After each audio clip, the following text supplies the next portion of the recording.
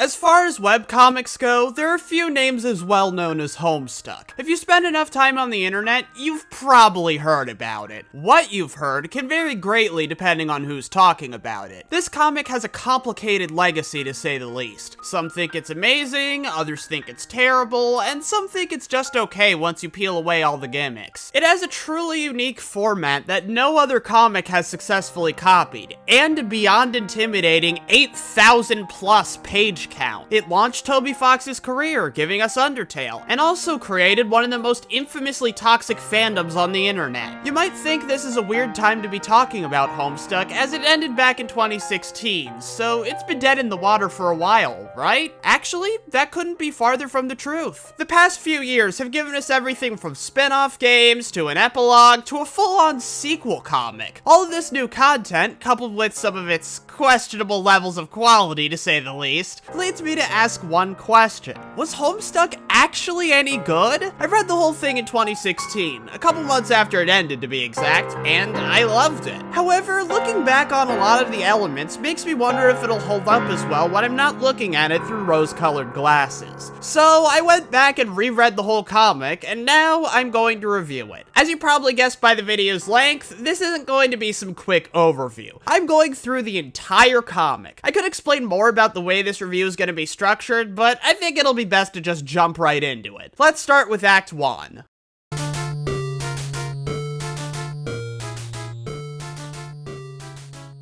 Just a warning up front, I'm gonna get sidetracked a lot in this segment, but I kinda have to, since there's so much general stuff about the comic that I need to go over. Act 1 begins with a page so iconic, it's been burned into the memories of most Homestuck fans. A young man sits alone in his room. It just so happens that, wait, this isn't right. Who the hell is this guy? Where are the trolls? That's what you're thinking, right? I mean, that's what most people would be thinking in this situation. The trolls are by far the most well-known and iconic part of the whole comic. So it might shock you to learn that they don't show up until Act 4 and aren't formally introduced until Act 5. They do play a major role in the story, but despite what you might expect, they're not the focus. Anyway, back to Act 1. The first page tells you a good deal about the comic right out of the gate. For starters, there's only one panel and it's accompanied by narration, which is true of most pages in this comic, particularly in the early acts. Second, the picture actually moves. It's a GIF, and a pretty clever one too, because it stays still just long enough to trick you into thinking it's a regular image. And this is the biggest thing that sets Homestuck apart from other comics. It doesn't just use still images. It incorporates GIFs, music, full animations, and even games into the comic structure. In turn, it creates something really unique that can only really work online. There are actually physical books of the comic, but I really don't recommend picking them up. Sure, they do have some behind-the-scenes commentary,